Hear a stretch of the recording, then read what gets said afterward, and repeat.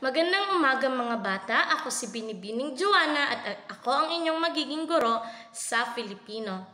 Ngayon bago natin simulan ang ating talakayan, kunin muna ninyo ang inyong mga kwaderno sa pagbabaybay at tayo magbabaybay ngayon. Ayan, andyan na ba ang inyong mga kwaderno? Okay, ang inyong mga lapis. Ihanda ang sarili. Okay, ngayon, magbaybay na tayo. Okay? Unang bilang, pamilya. Mayroon akong masayang pamilya. Okay? Baybayin ang salitang pamilya. Ikalawang bilang, paaralan. Ang pangalan ng aming paaralan ay St. Bernard of Clairvaux Mission School. Baybayin ang salitang paaralan. Ikatlong bilang, panaderya. Bumili si tatay ng tinapay sa panaderya. Baybayin ang salitang panaderya. Ikaapat, pambata. Magbasa tayo ng kwentong pangbata. Pambata, ha? Pambata.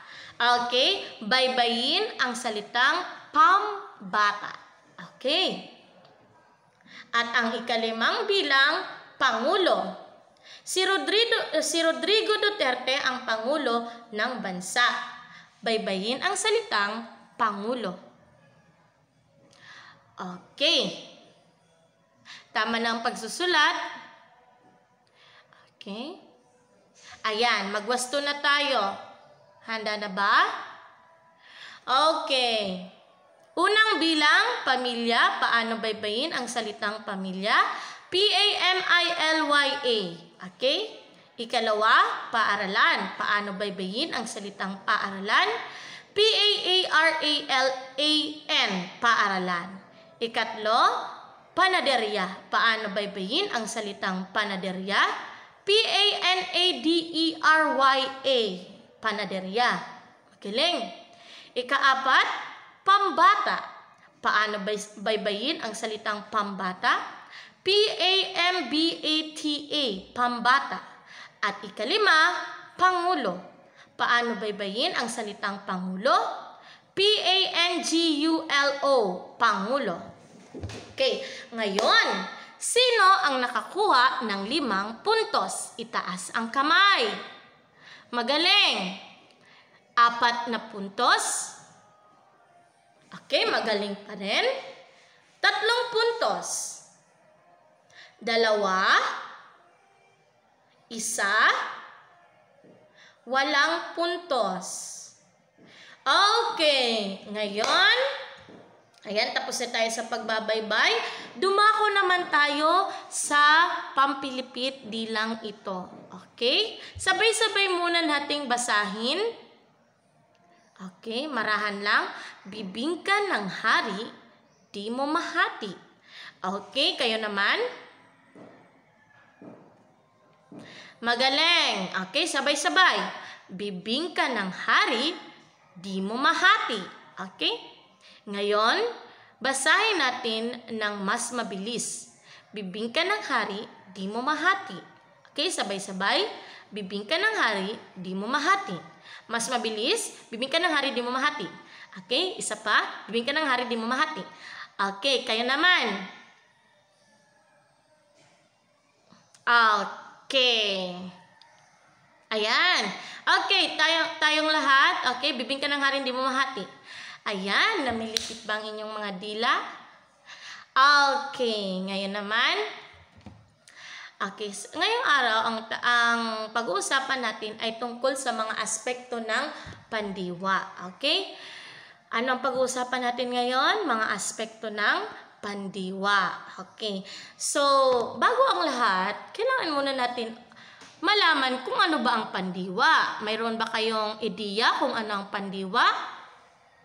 Pag sinabi nating pandiwa, ano ang pumapasok sa isipan ninyo? Magaling! Kilos! Dahil alam nyo ba na ang pandiwa ay salitang kilos? Okay, magaling. Ang pandiwa sa Filipino ay ipinapahayag sa iba't ibang aspekto. Tandaan natin na pag sinabi nating pandiwa, ito ang mga salitang nagsasaad ng kilos. Ang aspekto ay katangian ng pandiwa na nagsasabi kung ang kilos ay naganap na, ginaganap pa, o kung gaganapin pa lamang.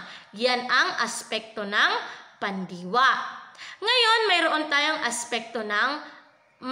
tayong tatlong aspekto ng pandiwa.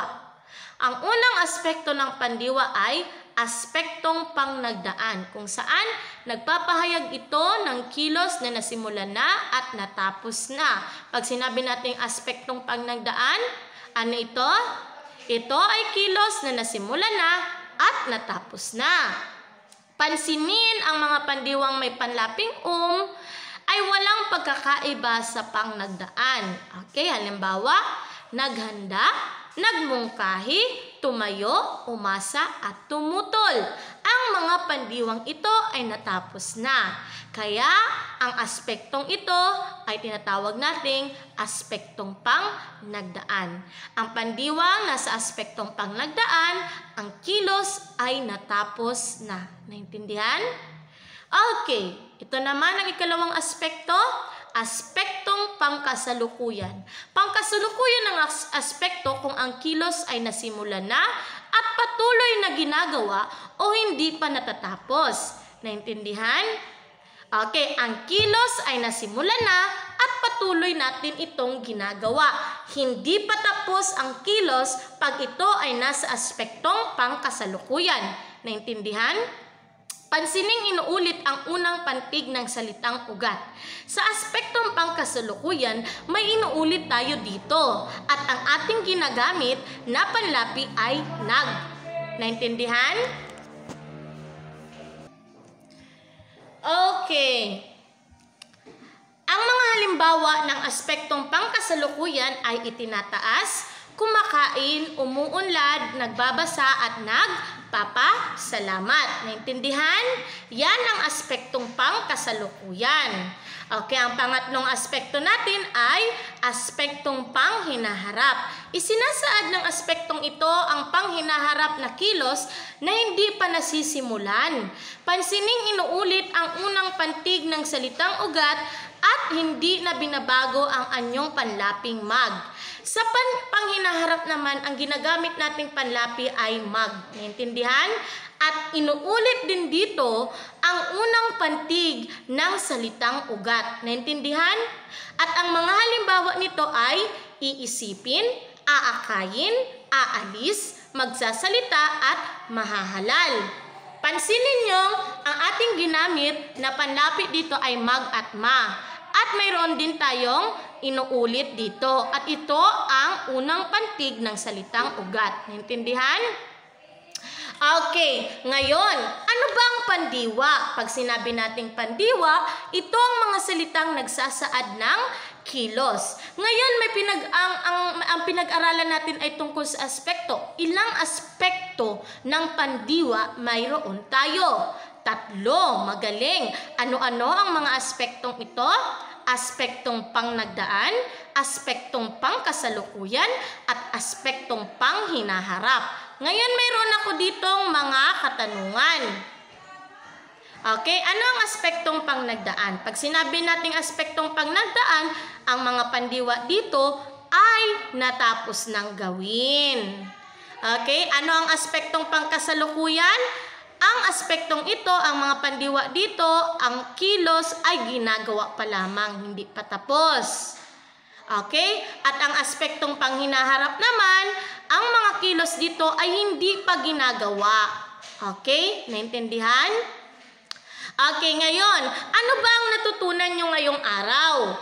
Ang natutunan namin ngayong araw ay tungkol sa aspekto ng pandiwa. Mayroon tayong 3 aspekto ng pandiwa. Aspektong pangnagdaan, pangkasalukuyan, at panghinaharap. Okay, at pag sinabi nating pandiwa, ito ang mga salitang nagsasaad ng kilos. Ayan! Kung talagang may natutunan tayo, magdako na tayo sa ating practice exercise. Okay? Sagutan ang pagsasanay A. Pahina 117. At ang evaluation nyo naman, sagutan ang pagsasanay B, pahina 117 pa din. Okay? Huwag ninyong kakalimutang sagutan ang inyong practice exercise at ang inyong evaluation dahil i-check ito ni guro. Naintindihan? Iwawasto ito ng guro ninyo. Okay? Salamat sa inyong pakikinig. Magkita-kita tayo sa ating susunod na video. Salamat!